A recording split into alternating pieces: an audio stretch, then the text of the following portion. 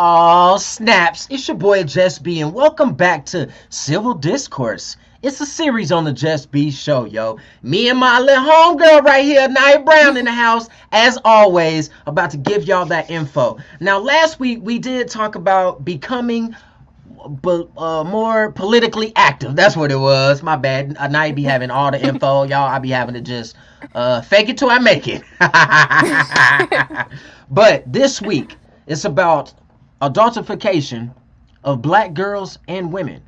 Man, with the current songs that's out, with all of the different stuff that's going on in the world, the stuff that's in the media, let me refrain from that. The shit that's in the media, it's been going down all over the world, y'all. And it's something we need to talk about. This particular topic has to be talked about whether we like it or not, because there's so many young girls in the world just growing up listening and visualizing. They're watching stuff that they should not be watching, and there is effects to these situations. And I want y'all to go ahead and give a round of applause to my girl Aniyah Brown. What's up, young lady? Hey, how you doing? Oh man, you know me, I'm just doing my thing. I'm ready. You ready? I'm ready. Don't be nervous. How was your week I so know, far? I know. Tell us about your week. Um, Let's do an icebreaker. okay, so this week has been pretty, I would say, hectic academically for me. I am finishing up my last course as a junior, and so by Monday morning, I will officially be a senior in college. A senior? Woo-wee! Man, tell them how old you are so they can know that you on your grind. 21. Senior, she about to be a senior in college at 21. That's what I'm talking about. As always, I'm so proud of you. So, as we talked, as I mentioned earlier, the show is about the adultification of black girls and women. When you gave me this topic, I was like, all right, but I wasn't quite sure exactly what it is. Now, I did my research, but they probably don't want to hear me talk about it. I want to hear you talk about it. Tell me, what is adultification? Adultification is a racial prejudice that depicts children of minority groups as being more adult than what they actually are. Okay, yeah, fair enough, fair enough. Now, y'all know we got a whole bunch of them out here in the society. Man, they walking around with the hoochie mama hood rat skirts on. They got on the high heels, you feel me? Full face of makeup and everything, and they're like not even teenagers. Yeah. That just amazes me. Like 100%, that hands down, it's like that bothers me. I mean, how much does it bother you when you see little young girls walking into junior high schools and stuff dressed like this? For me, it's always been a state of confusion of why. Like, what's the reason for wanting to grow up so fast? And I don't want to place all of the blame on media, but I mean, when our role models are on TV and we're so encaptivated and encapsulated by TV, we try to emulate what it is that we want to be. And so when young girls see, I don't want to name drop, but certain celebrities who showcase more as an adult, and they fully have that right to as an adult, younger girls look up to that and they think that that's the standard, that's what they need to be. I feel you. I feel you. She don't want to name drop, but you know I will. No, I ain't even got to. You know what I mean? We'll just say like wop wop wop, and that'll give you an example of what we're talking about, y'all. Now we love music. You feel me? We allowed to like that kind of music and stuff like that. But when you like 12, you probably Right. shouldn't be listening to some of that stuff. So it's not a negative comment or anything towards Cardi B or Megan Thee Stallion. You feel me? We're just saying Mm-hmm. that that particular kind of media and music shouldn't be played towards the younger crowd. And I mean that it just is what it is. So with all of that being said, like I mean, you know everything about civil rights and stuff compared to me. I don't be knowing nothing, but I'm learning from you. So, what is the origin of that practice? Like, where did it come? Where did it start? Okay, so that's a really touchy subject, or I guess speaking point, because there's no, culturally, it's different. As for the United States, I can go back all the way to slavery, a grand old time.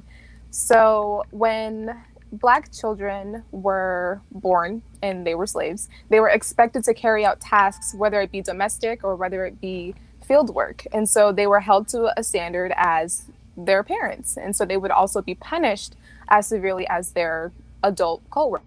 And so that's where the idea of, oh, children are more adult than what they really are, that's where that idea pretty much stems from.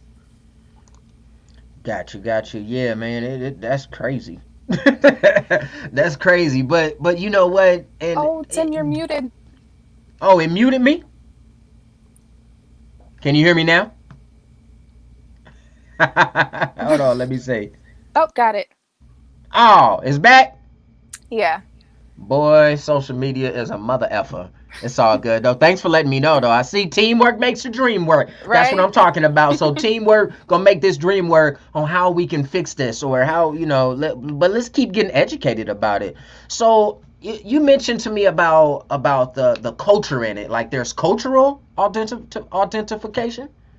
Yeah, definitely. So, in different cultures, women are thought to be the nurturers of their families. And so women are taught domestic duties. So the cooking, cleaning, taking care of the men in our family. And so initially when I was conducting interviews, I kind of wanted to keep it based in the US and US experiences. But as I was doing my interviews, I found that people from different ethnicities and different countries, they experience the same thing. So yeah, definitely cultural. Hmm. Where did you conduct some of your interviews at? Like where outside of the US? So I have friends who are Ethiopian and Eritrean, um, who are Spanish, who are Mexican, who completely different things. Of course, I interviewed some Caucasian people as well as Black people raised here in the U.S. Nice. You said, hold on. You said Spanish and Mexican is different? Very different. Oh, so like Mexico and then like Spain. Yes. Okay, got it. My bad. My bad. Shout out to the Latinos or Latina, whatever. Nothing against y'all. I love y'all to death. Como stars, whatever. Thank you. Yeah, so I can only imagine. How did the interviews go? Um, they were very eye-opening, I would say. In the beginning of the studies, I had a specific opinion about a particular group of people that I Hmm. did not personally find that dealt more personally with adultification, that being Caucasian women. And I found that, one, I was kind of right with all the people that I did interview. White women are, what's the phrase? Infantilized. And so it's the complete opposite of adultification in that white women are seen as younger than they are and they're perceived as being more innocent. Say that word one more time for me, Aniyah. Infantilized. Infantilized. If y'all know what that means, please let us know in the comments. I'm gonna have to look that one up. What does it mean again? Pretty much that anyone who's seen as infantilized, they are younger than what they actually are. And so they Hmm. keep this sense of innocence about them. Oh, okay. I see what you're saying. So, for verse one culture or verse one race, then the other one. I see what you're saying. I ain't even Yes. gonna try to explain. I'm gonna just let you do what you do. I ain't even gonna try to explain it. Okay. So what about as far as like from the boys versus the girls, like the genders? Oh, okay. So gender roles. Gender roles, I was a little upset to hear this, but I wasn't too surprised. In all of my studies, me interviewing men and women of various ethnicities, I found that the men were treated pretty much like house guests rather than functional beings in a family household. So all of the women, they were taught to cook and to clean and to maintain a household, while the men were taken care of, and their concerns or their parents' concerns were whether or not they were active in sports, and whether or not they were getting good grades. I mean, good grades is great and everything, but Hmm. that wasn't a type priority for the women in the family. And so that really stood out to me. Hmm. I might have to differ from that Yeah, what was your because experience? yeah, as being a man growing up, I grew up with all women in the house. You see what I mean? So I do understand where you're coming from, because I had friends that, like, their sisters would always be the ones cooking and cleaning. We used to Mm-hmm. come in from football practice, they'd be making us lunch. You know what I'm saying? Take off y'all Mm-hmm. shoes, take off y'all, I ain't gonna say clothes, that just sounded a little weird in high school. But if we like took off our gear or something, you know what I mean? Like Mm-hmm. they'll throw it in the washing machine and stuff like that. But then I Right. would go home, and like I said, I was always raised by women. Mm-hmm. So I was taught to cook and clean. And yes, now granted, my main chores was to take out the trash, move the car, cut the lawn, water the lawn, keep that type of stuff up, manly stuff as they would call it. But I guess what you're saying, look, she hit the quote.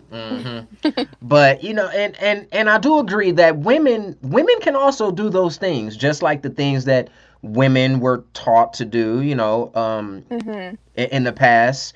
Men can do as well, but Absolutely.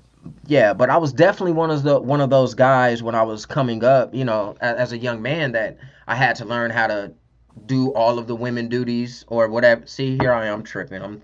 I'm falling right into it. All Mm-hmm. of the things that were known to be a woman's duties versus the roles of a man, I had to learn both. Mm-hmm. So let me just say this before we continue. Let us know in the comments below, if I want the men and the women to answer this. If you are a woman and your role was to cook, clean, and do the dishes, stuff like that, let us know. If you're a guy and your only role was to wash the car, take out the trash, yeah, other than that you were being taken care of, let us know in the comments. We'll definitely appreciate that. So as far as with you, was it what was your roles coming up? I mean, you're still a young lady, but from a younger lady coming up to where you are now, what was your roles like? I definitely started out cooking when I was very young, and I wouldn't say that that was something that my mother forced on me. I was genuinely interested in cooking. My grandma does a lot of like Southern cooking, and it's always a great time whenever she cooks. Everyone comes around from everywhere, and so I wanted to learn her recipes, and so I would follow my mother into the kitchen.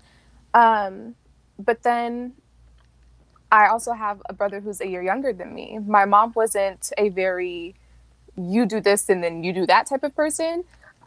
We actually have a rotation. 1 month I'll do the kitchen, next month he'll do the kitchen. 1 month I'll clean up the backyard, next month he'll clean up the backyard. We'll both clean out the garage together. And my mom just, always kept it that way. So none of us ever felt like we were, I guess, falling into those gender type of roles. Right. It was pretty like clean slate. We just had a monthly switch. As we grew older, it was more of a, of course, stay on top of your grades and your schooling. It's all important, but also maintaining the house is important because we're all functioning members of the house. And so not one section of the house, I would say, was pinned on one person forever or an extended period of time. Got you. Yeah, I feel you. Hey, big shout out to your moms. Whoop whoop. She kept it even. She kept the playing Yeah, fields even. definitely, No, definitely. that's cool, because I do understand how a person can be sucked into that role, of believing that this is the way it should be. Mm-hmm. And speaking on roles, so I have a friend, and like she told me, and she may be watching. If you know what I'm talking about, if you watching, girl, don't say nothing. Don't jump in my inbox later. I don't want to hear it. But what she mentioned is that she was pretty much brought up by her grandmother Mm-hmm. and her grandmother was the type to take care of her grandpa. Anything he needed, she would make sure it was there. And Mm-hmm. his job was to work, come home, and sit Yep. there and be catered to. Yes. So it traveled, it made its way through the bloodline, and then it hit my friend. Mm-hmm. And she's the same exact way. She's like cool with that. Like, I was brought Mm. up, I've only experienced, you know what I mean? I only saw, I only, like, she went through Right. that lifestyle of everything being on her. Like that's what she Wow. wants. Like I'm used to this, and I want you to just, and I'll just take care of you type deal. And I didn't Wow. understand it. I didn't understand it, but it makes sense that it's literally a habit. It's a learned thing. Right. Yeah, absolutely. Absolutely. When I was conducting my interviews, the question that I asked was, so after you realized the way that you were being treated compared to your brother or compared to a cousin or uncle, did you ever question it? And the majority answer was, yeah, of course, openly. How come I have to do the dishes and, Malcolm can sit down on the couch and drink a beer? Like, he dirties up the house. He should be the one to clean up his mess. Right. And so the answer to that was normally, I told you so. And the parents that were saying these are the same traditional types of parents who, like you said, who grew up watching a woman catering to a man. Right. But at the same time, all the interviews that I had, they refused that to an extent. But it's kind of difficult to do that when there are heavily traditionalized people inside of your family, because then it looks like a great disrespect. Right. Um, so yeah, definitely, it's very much ingrained in various cultures, and so to kind of push back from that, um, the consequences are very strange, I would say. Yeah. Yeah, but hey, we in the new times now, so hopefully it can get better. No, you know what? As far as new times, like nowadays, I feel like the women are more like, you know what I mean? They're like, if he can do it, I can do it better. Period. And Yeah, they be on definitely. it. Hands down, they be on it all the time, and they make sure of that. They make sure like to be treated equally and things like that. So yeah, I definitely get it. So let's talk about this hypersexualization of women. Can explain that to me? Oh, okay, so I think hypersexualization is a little self-explanatory, but it's when you look at a certain person Hmm. and you pretty much are fixated on one component of that person, whether it be their race, whether it be a specific beauty feature, lips, thighs, the booty, legs, whatever. Um, and you pretty much generalize a specific group of people, in this case women, based on your hypersexualization views of that person. And so, again, when I was conducting my studies, I found that a lot of women, or all of the women, had an experience of where they were hypersexualized. And unfortunately enough, this occurs at a very, very young age. For a lot of my interviews, the most common age was around 6 years old. And so, how they were able to tell that they were being sexualized is through the way that older men would interact with them. Um, Hmm. One of my best friends, she was telling me about how she was out 6 years old. Actually, no, it was 11 years old. Running around, and she just wanted to pet cats. She wanted to capture a cat, take it home, and have a pet. She caught a cat, and she was sitting down, and she was petting it. And this, boy comes up to her and starts to petting the cat on her lap, and then starts to grab her leg and caress her leg.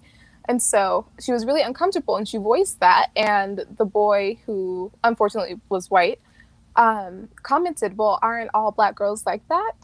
And so she realized that there was this negative connotation. Yes, she realized that there is this negative connotation for black women and black little girls who are immediately perceived as fast. And in her case, she is a very developed woman. She has an amazing body, and she's, beautiful, but she's also smart. She's really athletic. She's talented. All those things are overlooked Hmm. just because of what she looks like. And unfortunately, with the women who I interviewed, that came from Asian, Hispanic, Spanish, or African descent. That was the same story, dating back all the way, again, like I said, to 6 years old. And even with the men, but I don't believe that the men, from my records right here, the men weren't as aware Hmm. of it. And I don't know if that's because men act like men around men, and so they don't see it as being something unusual. Right. But whenever I asked, when was your earliest account of being sexualized, it wasn't like It wasn't noticed. It wasn't noticed Right. until later on in life. From the men. Yes. Okay. I definitely, that's, man, 6 years old. 6 years old. Wow. My bad, y'all. I just had to take a pause on that one. Like, wow, Mm-hmm. that's pretty crazy. You know what? And I can't speak for all men, but I'm guilty of that.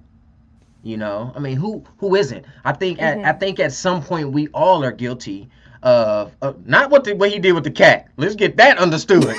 I am Right. not guilty of that at all. But as far as looking at a woman and being like, she got a fat ass, you know Right. what I mean? Mm-hmm. Or oh, she got nice legs, or I like them lips. But in the same sense, like you said, women do it too. You know, Mm-hmm. women, women like the dudes to be in the sweats with the, the gray. I think it's the gray, whatever. Yeah. So it's certain things that you look at. We may look at, you know, boom, boom, and y'all may look at muscles and whatever. I don't know. His Right. girls look at men's booties and everything. You feel me? It is what it is, But it's not what it is. You feel me? It Right. shouldn't be. It is what it is, because, like you said, there is more to a person than just what's on the outside. What they say, beauty is Definitely. only skin deep. Mm-hmm. You feel me? You're looking at this person, you're drooling over him like, oh man, and they might shoot you in the face when you bring them home, Right. or something crazy like that. Can you name an experience that you've had, if you don't mind, of course? Oh, no, no, no, don't mind it at all. I'm just trying to figure out which one. um, it's really sad to say, but I can date back to elementary school. Um, being actually, you know what? Let's not do elementary school. Let's do middle school. Middle school, I was walking over to my cousin's house, and I was wearing yoga pants and a t-shirt, and my hair was a mess. But I was walking down the street to my aunt's house, and she was maybe 300 feet away from me. And this car pulls up next to me, and he's driving, but he's cruising. And so he's Mm-hmm. like, "Hey, what's your name?" I don't talk to strangers, so I'm not listening to him. And then he's like, "Hey," he like parks his car. And so he's like trying to get at me. He's like making comments on my body, telling me that my butt looks good. And I was like, "Hey, I'm 13." I'm Wow. 13. Yeah. But I will say that I guess I developed quickly in middle school. Assets kicked in. And so on the outside, maybe I did look a little bit older than what I was, but I had no control in that. And that's the same story with a lot of women. We would develop Mm-hmm. fast, but we're still children. We're 13, 12, 11, and we have bodies, but that's not necessarily, our fault. And that's not something that we're looking at that age. We're in middle school, we're trying to make friends. I was on my way to my cousin's house, minding my Right. business.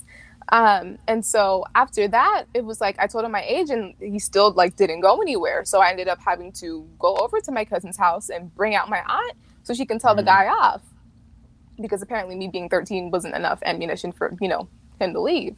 Right. So yeah, but it's definitely something that every woman has to. Well, I don't want to say has to go through. We unfortunately do end up going through, and it's even worse when we get into the topic of colorism, because lighter skinned women, they're seen as more innocent compared to a darker skinned woman. There's this like jungle fever fetish, I'm sure you've heard of, and our Yeah. and and darker women have always been seen as like fast or more promiscuous than any other girl in the United States. Don't know why. That's just always been the case. And so we have hypersexualization of kids. I'm sorry. And then when you get into colorism, it's the different kinds of, I guess, how severe it is. Mm-hmm. For my best friend, who had the experience with the boy and the cat, she was the only Black person inside of her compound. And so she was surrounded by white people. She went to school with white people. A majority of her friends were white people. And so she was seen as more exotic. And then you add Mm-hmm. in, her body type, she was seen as more promiscuous than what she really was. And then with hypersexualization, women are banned in their families from wearing certain things or participating in certain activities. I can recall having friends being yelled at for playing double dutch because maybe they're a little bit fully developed in their chest. And Oh, and so I get it. I get yeah, and so it would be it. like, okay, no, you can't do that anymore, especially when there were grown men outside, or Hmm. or straightening your hair, for instance. I don't know why this is ingrained in Black culture, but a young girl straightening their hair, the ends always have to be bumped, and I don't know if that's a precautionary thing, so that the children don't look as too grown or too adult. But Hmm. straightening your hair is kind of a sign of like, oh, like, is she trying to be grown, It or is. if you were to get braids and they're a certain length, like, oh, is she trying to act like a some kind of adult.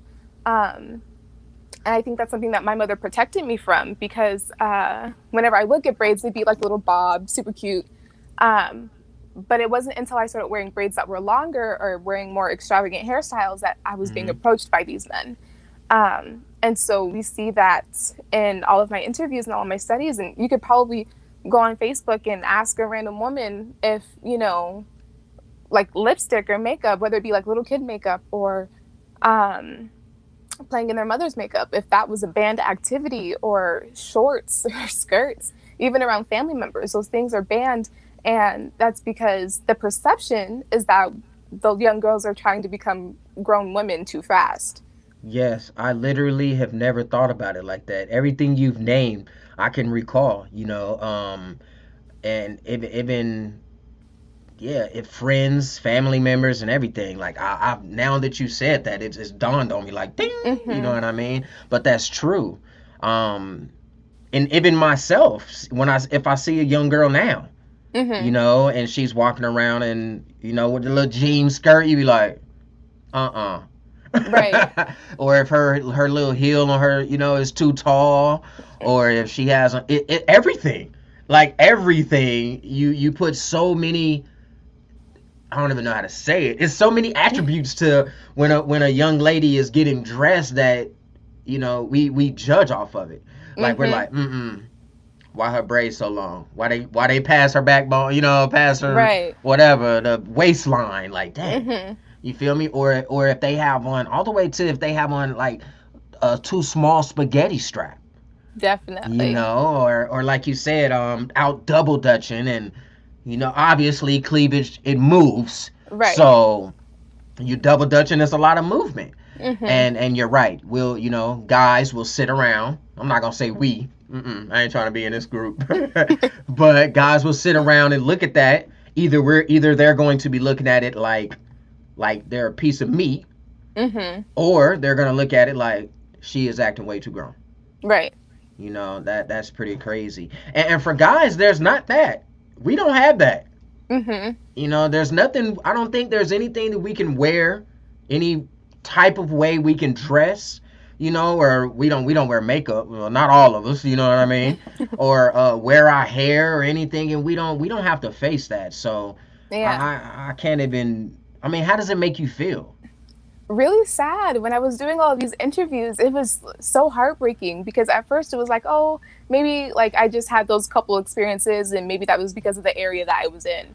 But when I was interviewing other people and they were coming from, wealthier families, and they were middle class, upper class people dealing with the same thing. Um, and some even had like worser experiences. It was just really, really sad to just know that we all had the same experience, and it Hmm. didn't matter who it was that we were around. I wouldn't say that hypersexualization is only an act of men, because again, women are guilty of it too. But when we talk about the consequences of hypersexualization and the things that come from that, Hmm. um, the the criminal acts that follow, they're perpetuated by both men and women. And so Pedophiles, just to, yes. straight And up. so to hear that, these people, these women have all had the same experience and around the same ages as well, very, very heartbreaking. Yeah, that kind of makes me feel some type of way. You know what I mean? Now that we really think about it, because I had you speak to my two younger sisters. Thank you for that, Hmm. by the way. Absolutely. And I can only imagine what some of the men, or even nowadays, even the women, look Hmm. at in just their mindset. Because I'll knock a mother effer out about my Definitely. babies. You know what I mean? Right. Like, that's insane. So on Hmm. behalf of, um, humanity in general, to the ladies and the men out there, if you've experienced that, I'm sorry. Like, I'm sorry that you had to go through that. Um, or if you're currently going through it, and you have all of these little moments where you pay attention to it and you catch Hmm. on. Like, I'm sorry that you even have to. I apologize that you even have to go through something like that. I want to tap in. We can't see these comments, but it's in the What's Your Opinion group. If you're not in that group, ladies and gentlemen, go and join the What's Your Opinion group. You can find it on the Just Be Show. It's one of the like pages. Check it out. Our girl Roz, the Queen of Hearts, she says it's messed up that we have to tone down as young ladies, activities because of these issues. Now, she brought up double dutch, but indeed uncomfortable for the girls who play volleyball in school and ballerinas and gymnastic wearing skimpy attire because of my past. Oh man, Roz, I'm sorry to you that you had to experience things like that too. That is true though. That's another one as far as volleyball. Yes. Volleyball. It's a sport.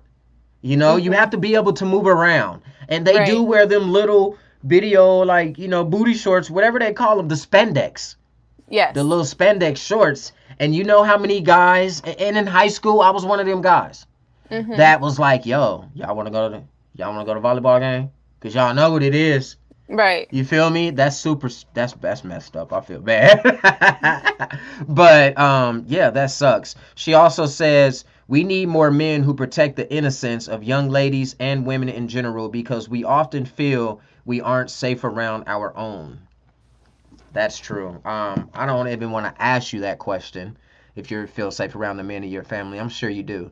Hmm. But I do want to ask the women in the comments below. I would like you to let us know, at what age did you first experience this long word down here? Say it, but Hypersexualization. that word right there, what she said, right there, hypersexualization. At There you what go. age did you first have to experience that? Let us know in the comments below. It's for research purposes only. We just want to know, so that we can follow up. Maybe we can, if you're going through something, or if you want to be on another panel of ours, we can contact you and you can join in, because we love being better than the day before. We love doing our thing. Um, so let's discuss the normalization of adultification. It's a tongue teaser. Now you messing me I up. know. I'm The sorry. normalization of adultification and the practices. Tell me a little bit about that. So just to touch on, it kind of relates to what I mentioned before about how women grow up being banned from certain activities and certain hairstyles and clothing. Um, if we, well, let me backtrack. We don't normally see those things as being harmful. Hmm. We see those things as being justified because we don't want our young women to be grown, or we're looking out for them and we don't want them to be perceived a specific way by other members of the society or the community. But as we blindly adopt these practices, we're not thinking about the consequences of these things. Banning a little girl from wearing shorts is not going to teach her anything other than to hide her body. And for what?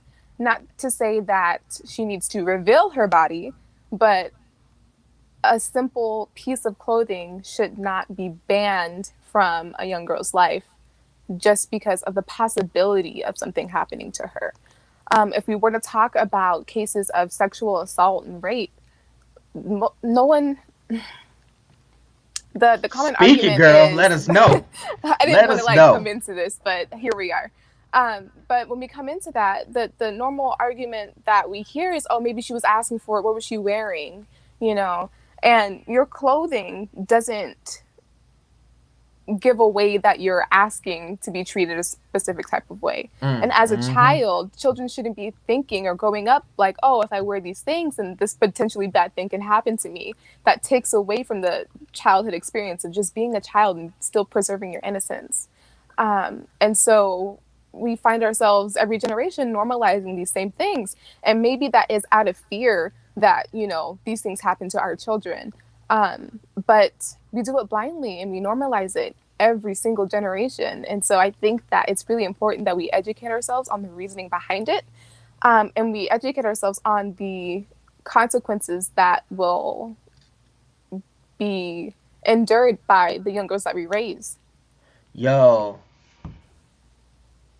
that's crazy. You just said something. I had a loss of thought real quick. You just said something.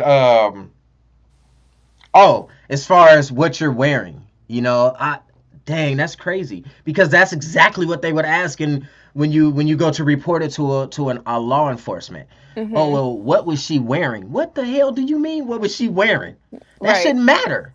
You know what I mean? She should be able to be sitting there naked if she wanted to. You know, hopefully that's not the case. But in reality, I definitely hear where you're coming from, and that's true though. If she wanted to sit there in just her jammies, I mean, that's not likely at a party or something like that. But it should not give us the idea of I'm gonna take this. Right. You know what I mean? Oh, she's wearing, you know, just whatever, a sports bra and those volleyball shorts.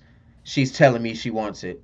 Right. Let me go and take it, you know. And because at that point it's like, okay, maybe it's a provocative form of clothing, whatever, because we have normalized it. You know what I mean? And then you're like, what happens when they say no? Then what?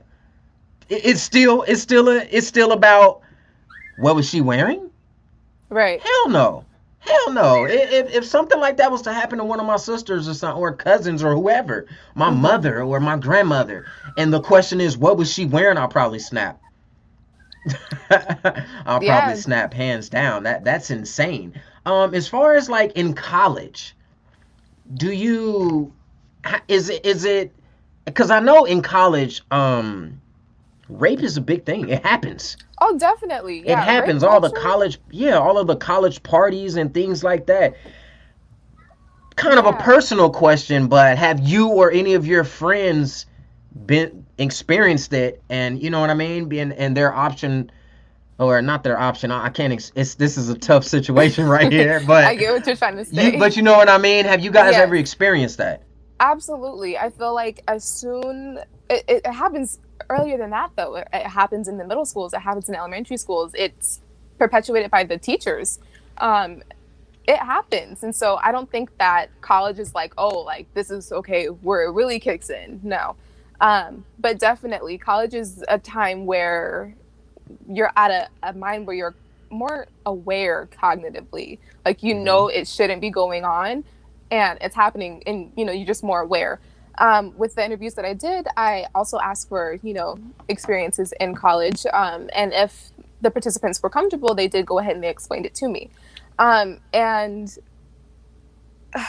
again, really unfortunate and very, very sad to find that it's an experience that happens. And again, it's not something as simple as what we're, you know, wearing. A friend of mine was just in baggy clothes, met up with a friend to go to a baseball game. And she ended up experiencing some things that, you know, really shook her up. And the guy that she was with was like hitting her on the way back home after she had broken her friend's, her friend's hand for trying to touch her.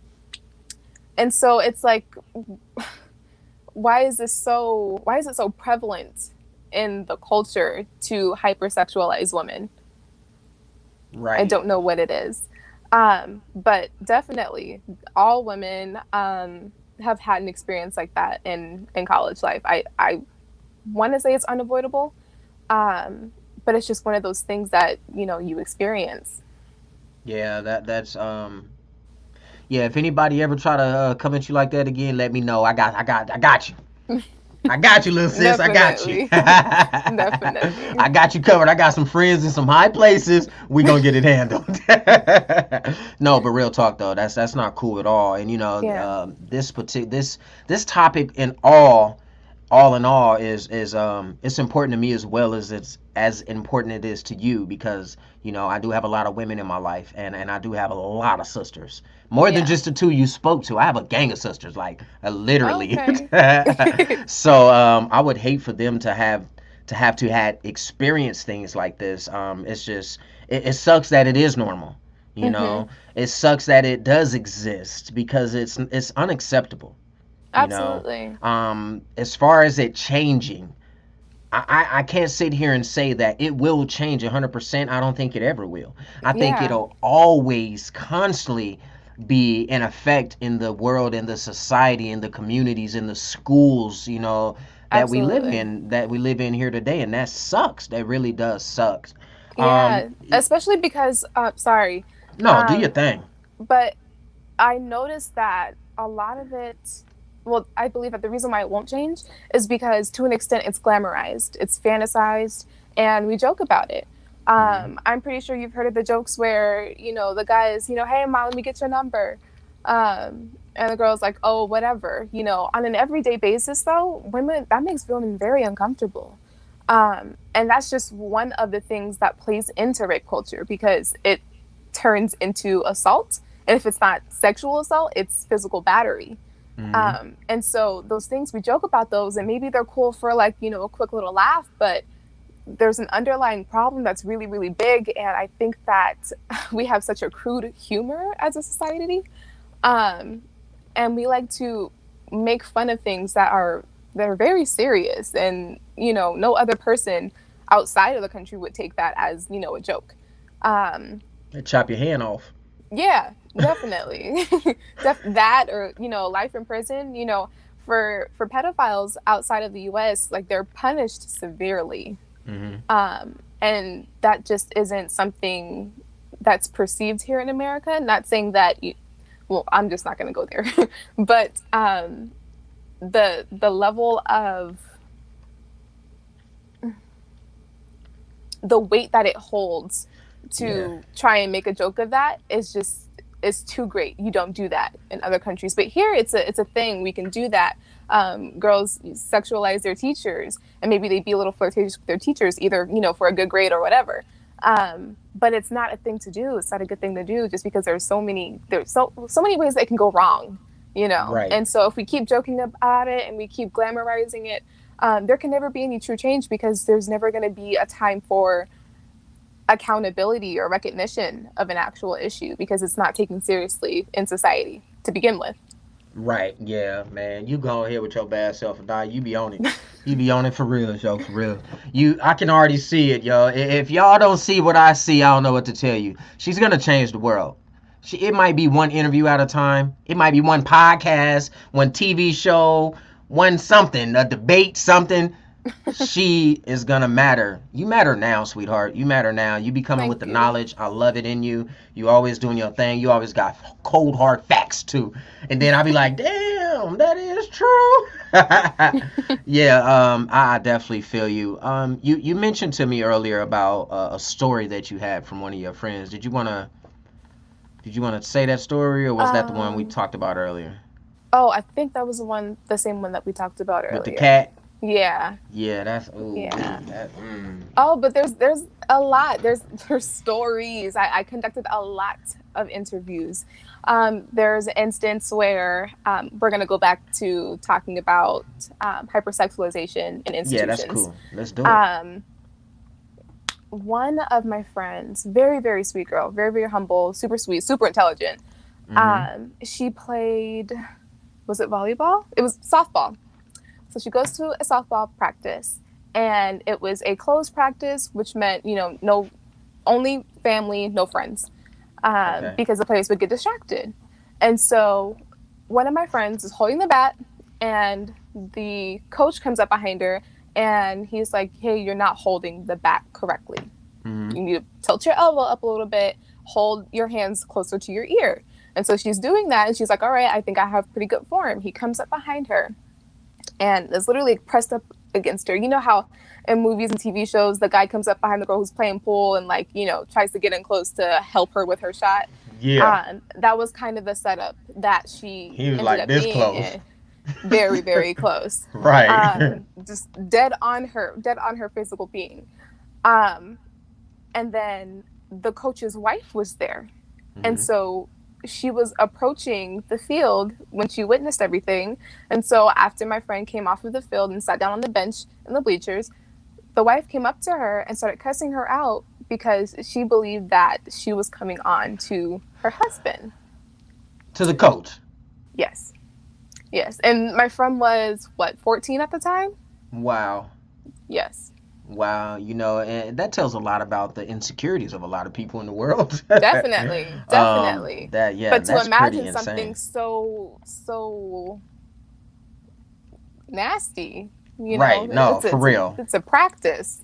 Right, yeah, that's insane. So our buddy Roz here, she said, hold on, she gave a story to answer our question. What age were you when you first experienced this hypersexualization Mm. of whomever?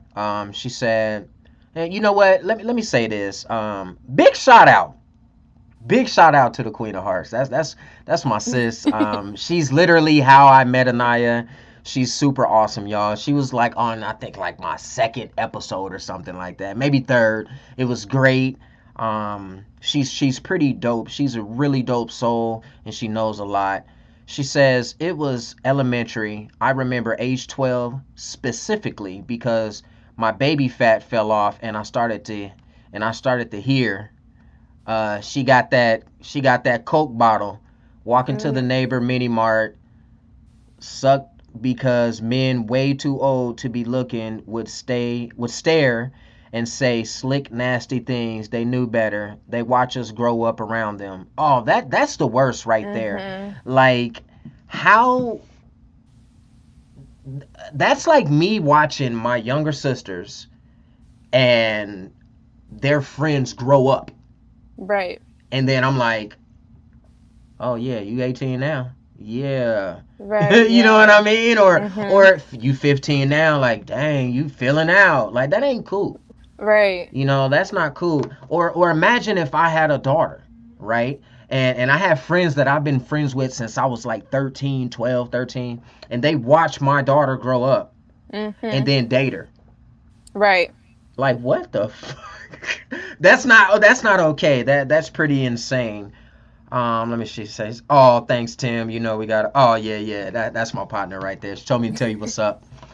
Um, God dang, that's insane. So, maybe we covered some of this, but the effects. Like, let's cover it again. What are some of the effects of the adultification amongst Black women? So when we grow up hearing things like, you filled out, or oh, like your little booty is growing, Hmm. and we're having these experiences with young boys inside of elementary school who are trying to touch us in inappropriate ways, or in my case, having a after school teacher behave in a pedophile like manner Hmm. around in a room full of young girls. It really damages you. There are physical, emotional, and mental damages that take place. For instance, we get into these body dysmorphia type of situations where we think that maybe we're too fat or maybe we're too skinny. Right.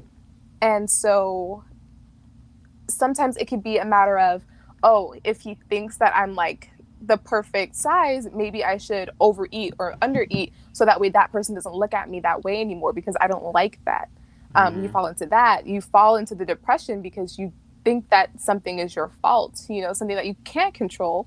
The way that you grow, you develop a depression. It seems as though those people are telling you that that's what you're asking for because you decided to wear that top and maybe you didn't get to do laundry, so that was your only option. So you put on that top and maybe it is a little bit too tight, and so now your boobs are on display, or your butt's on display now.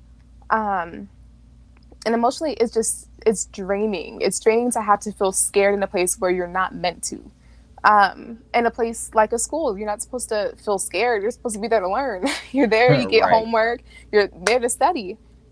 There's no intention when schools were created that teachers were supposed to look at you a certain way, make you feel like you were dirty.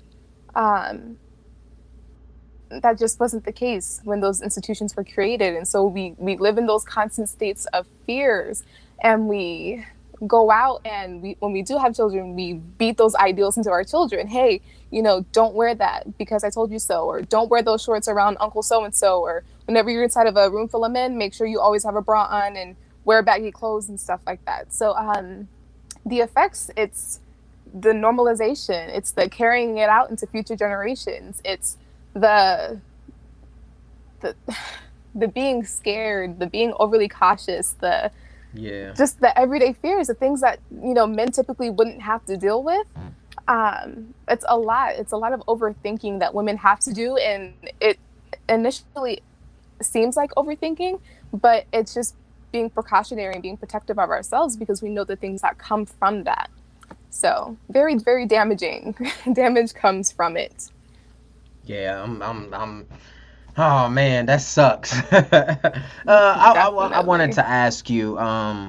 So as far as change, what are some changes that we can, or what are some better practices that we can put into effect or attempt to put into effect to kind of try to, put this on an alternate route? Like, what can we do to make it a little bit better?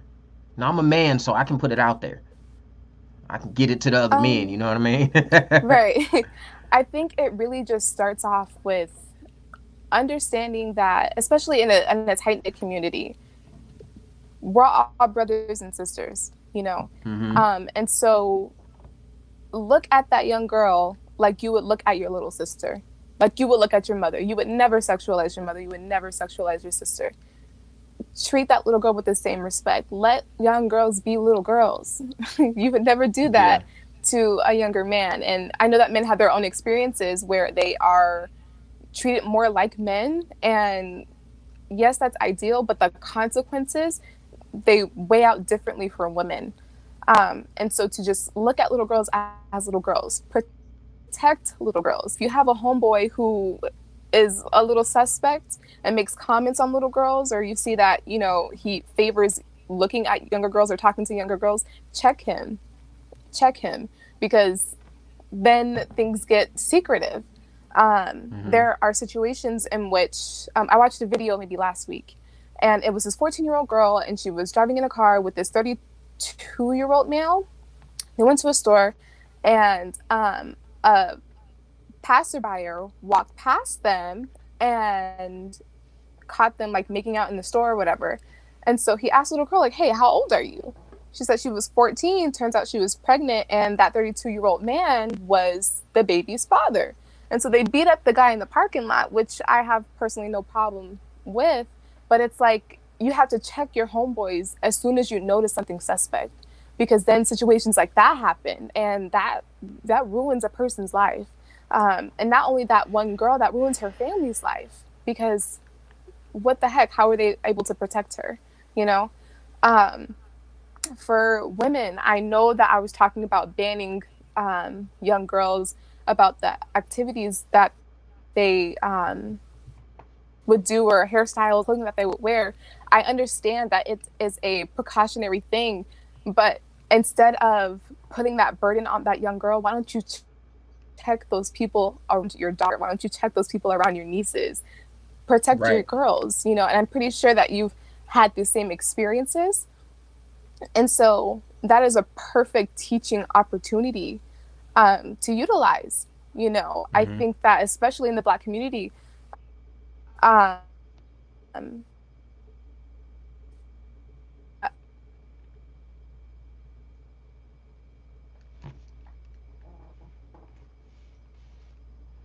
Oh, I think she froze, y'all.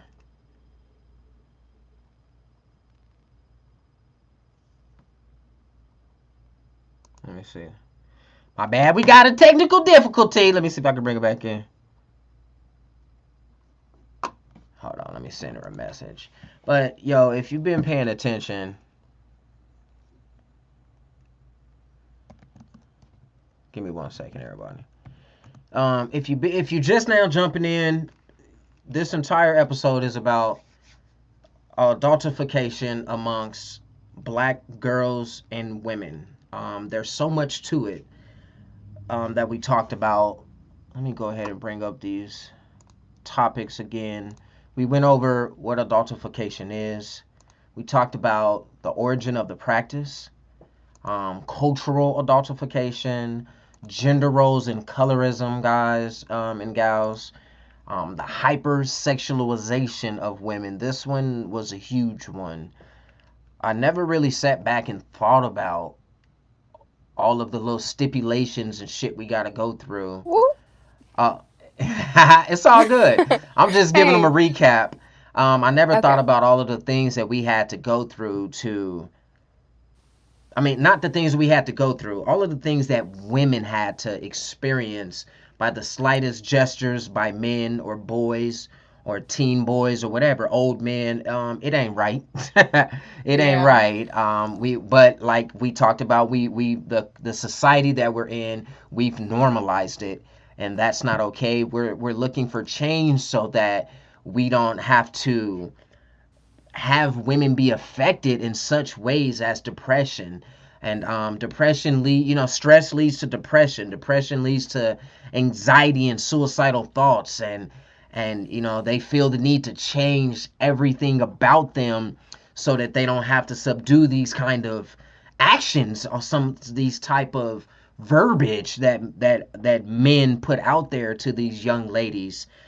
We shouldn't have absolutely. to we shouldn't have to women and girls shouldn't have to dress a particular way to protect their innocence and protect their bodies and from being vulnerable and things like that because of how men and other women are looking at them or perceiving them. Why do we have to reach out there and be like, damn, she got a fat ass, you know? How about going and finding out about that mind, that state of mind that she's in, you know? If you make her become your woman, then you let her know, like, baby, you got a fat butt. You know what I mean? But as far as putting it out there in the open and making people feel comfortable, it just because they may be dressed provocative as society would call it does not give you the go. That's not the green light to be like, Hmm. damn, she fine out loud to her and make her Right. feel uncomfortable. Just because she may look the part of what's normal in society does not mean she's about that part, guys. Um, we have to protect our women. We have to protect our black. If you're in the black community, we have to protect our black women and our black girls, hands down, no doubt about it.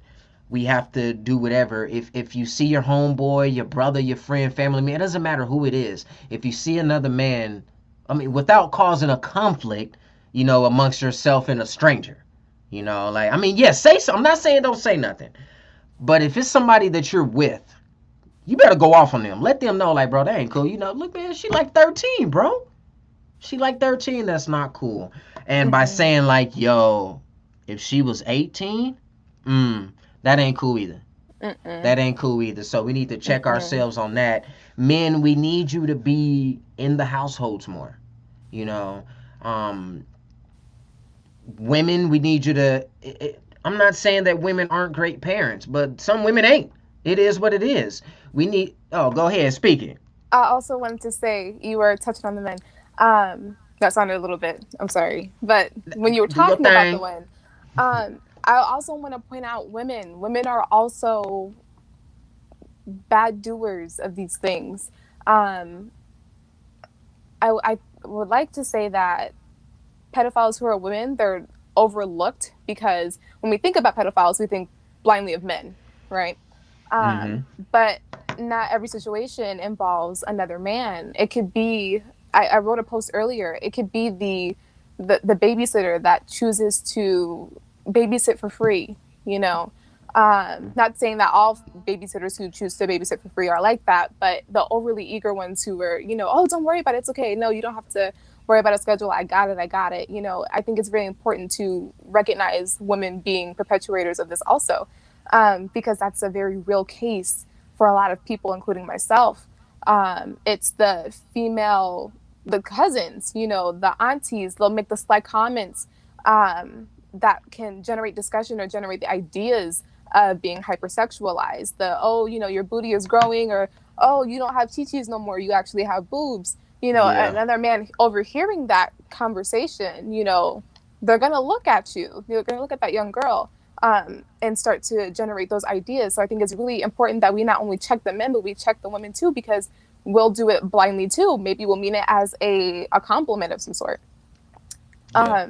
And by no means is that something that I'm bashing, but I think that those comments are reserved to be private. Because when they are displayed on the outside, that's when you get the outside interaction. That's when you get the weird person in the grocery store looking at you some kind of way.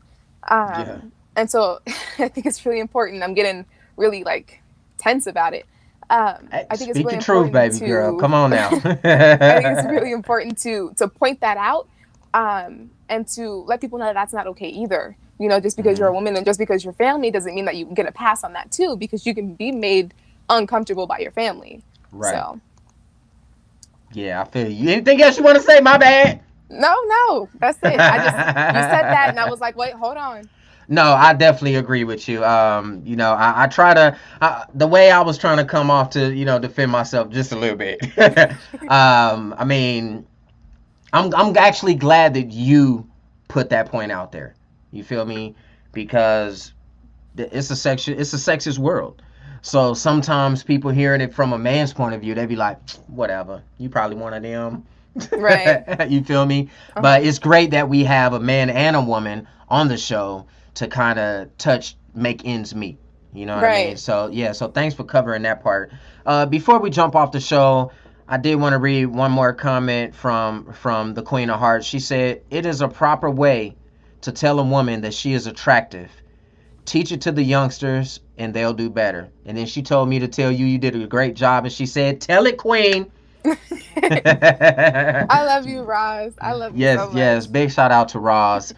You know what? Normally I would end the show. I'm always gonna say my last statements, but like Jerry Springer, he be having his final thoughts. I'm gonna let you do the final thoughts on the civil discourse today. Just do your thing, and then we'll end it the way we do it. Go ahead. All right. So I will say this one thing: let young women be young women. Let little girls be little girls, because it doesn't end. The taunting, the passes that men and women think that are appropriate, it doesn't end when you get older. So let little kids be little kids. If it makes you uncomfortable to let your daughter or your niece go out, go with them. Protect them, educate them, but also be mindful that they're children. And so protect little girls. Protect little girls. That's all I'll say. I like that last one. Hit you home. I felt it. Most definitely protect little girls. Protect women in general. Protect that whole species. You know, so we don't have to be like girls, women. Protect them all.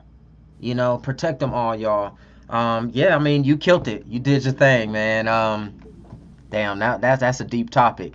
You know Definitely. what? We might have to see if we gonna see how the numbers do on this particular episode, and if the numbers are great and we get a lot of feedback from a lot of people, I think we're gonna have to do a separate, maybe not on the civil discourse, maybe just on the Just Be Show alone, but we'll put a whole panel of women together and men, so that we can just hear the different sides of the equation when it comes to this adultification subject and everything, and the hypersexualization, all these big words she be using. I'm learning all the new words. That's what I'm talking about.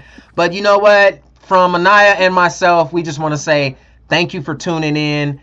We definitely appreciate it. And you know how I do it. It's 3 things I want you to remember. And the first one is to smile, laugh, and definitely motivate. If you can do that once a day, it'll help you to be better than the day before. You know what I mean? I want you guys to all focus on inspiring one person every day so that they can inspire all.